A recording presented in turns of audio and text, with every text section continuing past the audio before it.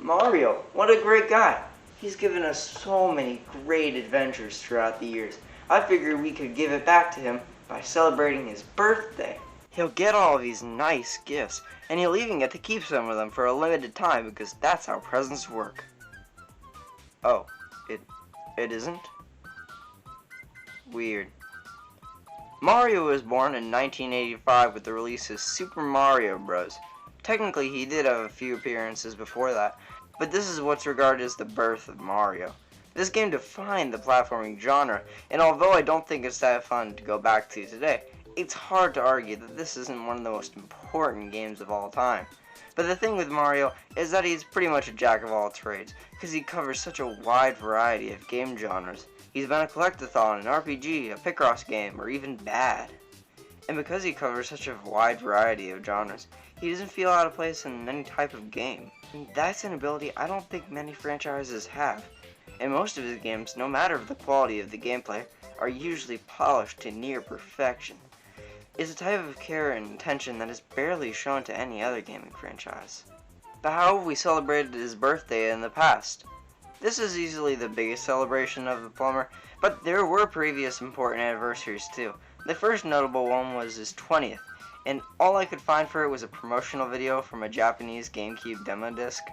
But more notably, his 25th anniversary had a physical reproduction of Super Mario All-Stars remade for the Wii. And this is neat, I guess. It isn't much, but it's something. Now, the 30th anniversary had Super Mario Maker, but it wasn't really for the anniversary. It kind of just lined up to be a coincidence. But there was this amiibo and a poster, but that's about it. It's strange to say, but you don't see Nintendo celebrating Mario's anniversary all too often, which makes it all the more surprising when his 35th anniversary is really big and it has all of this merchandise and games. And to get this out of the way, I will not be talking about Paper Mario the Origami King, because like with Super Mario Maker, it wasn't really intended to be part of the anniversary. Besides, I want to get to talking about all of these games separately someday. So, on September 3rd, Nintendo released a Nintendo Direct themed all around Mario's 35th anniversary. And this is probably the most real Direct we had gotten since September of the previous year. And after such a drought in Nintendo news and updates, I'll take what I can get. So they open with the announcer talking about some new way to play Super Mario Bros. I can already play this game on a piece of garbage, so why should I buy this game for the 9th time? Can now be played on this special Game & Watch system. Okay, I'll make an exception. And next up, oh my god. I didn't expect this, but also, I kinda did. In the case of Super Mario 3D World, it just seemed that after all these years of other games getting ports and remasters, that they would never do it with this one because of how far we are into the Switch's life. And the fact that the Switch took this game from the Wii, it wouldn't have anything left to call its own. Except for Nintendo Land. It can keep that. But no, here it is, and with all new content. This gets explained in more detail at a later date, but wow, I'm just surprised they brought the game over in general. Compete against other players near and far in this online battle game. Huh, that's pretty cool. Will be available for a limited time until March 31st, 2021. Huh, that's pretty weird. So, this game won't be playable after March 31st, 2021. I can confirm that, because I am from the future. I can sort of understand doing it with a physical game, but a purely online digital game? It's not like it'll be a commercial flop that'll die after less than a year. Again, I'm from the future. It's rather well received, and it probably would have done better in the long term if Nintendo just kept it active until the Switch's eventual death. Overall, a weird decision on their part. I hope they don't do something like that again sometime in the near future. And after that, ooh, what's this? What is this? It isn't a main entry in the Mario Kart series, but instead a spin-off taking place in your home. And I think that's a very interesting concept, and I really hope they do it justice because I'll get to it. They then talk about the smaller things like the pins. Even I'm not that stupid. A new event in Mario Kart Tour with DK Jr. Oh my god, I thought he died. I don't play Mario Kart Tour that often because I still have my wallet together, but this looks like a decently fun and cool thing for the people that do play it. Too bad I don't care. A Splatfest. Again, this looks cool for the people that play the game, but I gotta be honest when I'm saying I don't care. Oh cool, an Animal Crossing event. You'll be going back to the game, right? Super Mario All-Stars is coming into the online service. That's pretty neat. Now I can play the All-Star versions of these games instead of the stinky looking NES versions. But without a doubt, the most important announcement of the Direct was Super Mario 3D All-Stars. And because it's basically the end of the Direct and it released only about 2 weeks later, yeah, I should talk about this. So, leading up to the Direct, throughout the year of 2020, there was speculation that there would be some sort of remaster of 3D Mario games, as well as a Paper Mario game that would return to the form of what the first two games were. That sure didn't happen. But that one about the 3D Mario remaster kinda held true. Instead of a remaster, it was more so a port of the games. There isn't much of a change in the games that are here, and while that means they can't really ruin them, it also means there really isn't anything here that I couldn't get when playing the original versions of the games. The only perk is that now I can play all of these games on the go. And in that sense, I like this collection. The Galaxy is the star pointer being controlled by the touchscreen when in handheld mode though. And it's not the best way to play the game, but it doesn't feel too horrible. And the fact that this is the first time Super Mario Sunshine has officially been re-released, it's pretty cool. I love all of these games, and even though this is one of the laziest collections I've ever played, the games that are in this collection make this a worthwhile purchase. If you can find one. Because like with Super Mario 35, this is a limited time release. Now I'd be fine if the physical edition of the game wouldn't be available after March. But no, you can't even buy the digital edition after March. This is Nintendo trying to produce a sort of rush to buy the game, because a lot of people have the fear of missing out on this game.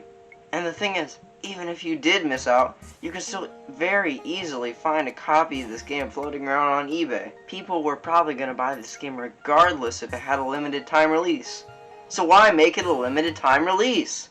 And above all else, people thought Mario was gonna die. The next month, Super Mario 35 released, and it was fine. You and 34 other people have to duke it out by surviving for the longest amount of time. You can use the coins you collect to pay for a random item to use against the hordes of enemies you'll encounter. And because you'll have to keep moving and killing enemies to survive for a longer time, it makes for a fine enough battle royale game where you're always on your toes.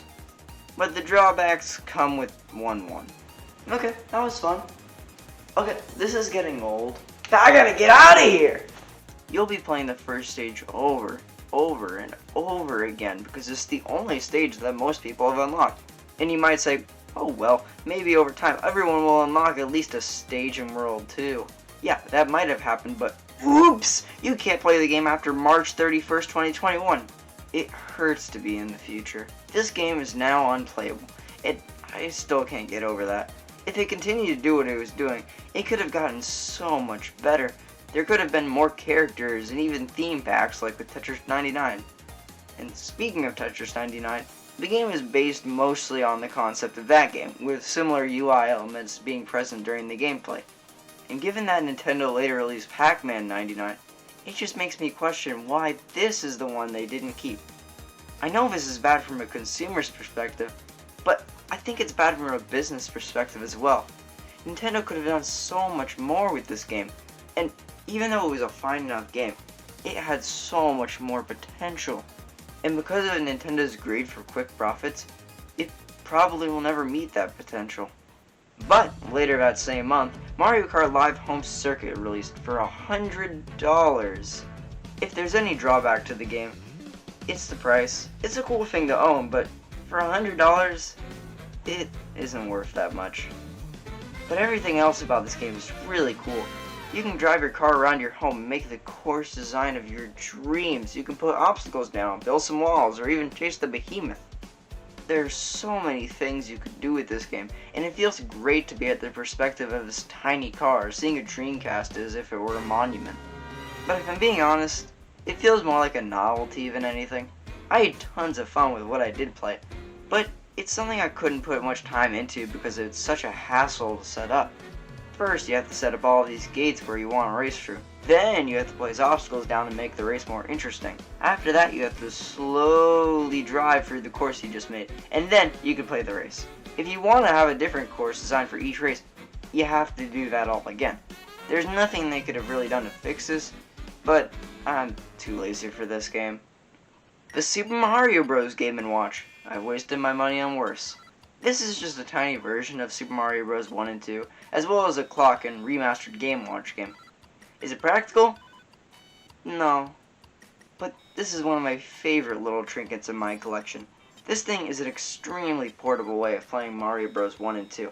And the Game & Watch game that goes with it is a perfect time waster. It's like the original Game Boy. I don't get much use out of actually playing it. I would rather just go play my Game Boy Advance. But the novelty of playing on such a dinky thing makes me feel like I'm experiencing history. This goes for the Game & Watch, as even though it has an extremely high production value, it still feels like an original Game & Watch, and that's really cool. There's another one of these coming out later in the year for Zelda's anniversary, and I'll make sure to get one of these as well. In other words, I'll buy anything at this point. And the next year, on January 12th, Nintendo revealed what Bowser's Fury was all about. We saw a tiny bit of it in the Direct, but this is the full picture, and it looks amazing. It looks like a full and explorable world, almost like a bigger level of Super Mario Odyssey. And there's also Bowser, and he's not a happy camper. This looks like an incredible experience, and it's only a side mode. So, when it released a month later, I was happy. Now, to give my opinion on 3D World, it's a great 3D Mario game, as they usually are, but this game is based more on Super Mario 3D Land than any other entry, and that kind of limits how creative and incredible the levels can get. Not that any of these levels are bad, it's actually quite the opposite. Even my favorite Mario games have at least one bad level that makes me groan whenever I have to do it.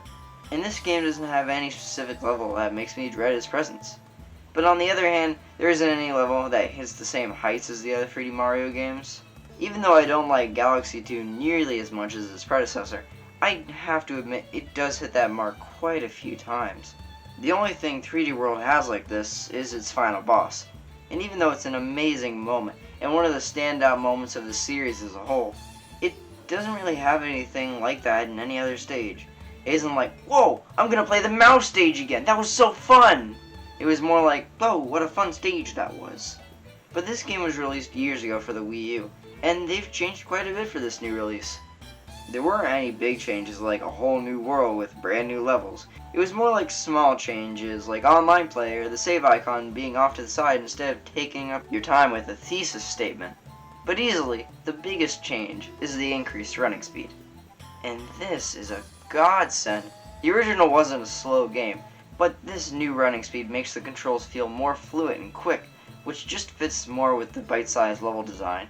So overall, this is a great port of a great game, which didn't change anything that would ruin the game, and instead fixes the little things that were undesirable in the original. But that isn't even all of it, because Bowser's Fury is incredible. You have this wide and open world to explore with 100 cat shines to get. This is Lake Lapcat, and almost every single object and enemy here is themed to be a cat. It was kind of a theme in 3D World, but this goes all the way. You got cat Goombas, cat Koopas, cat fences, or even just a cat. It doesn't come up in the gameplay all too often, but it's a nice overall theme that the game goes for, and it makes it all the more interesting when Fury Bowser shows up, or Godslayer Bowser if you're living in Japan. Yeah, God wet his pants when he saw this guy. Every time he shows up, you probably want to break the nearby Fury blocks, because that can get you a cat shine which drives Fury Bowser away for a while. And once you hit a certain number of cat shines, you'll be able to size up and take on Fury Bowser. And these fights are fine, there's nothing too special about these, but they're fun enough to go through. As for the area itself, it's split up into several islands, which are like small 3D World levels.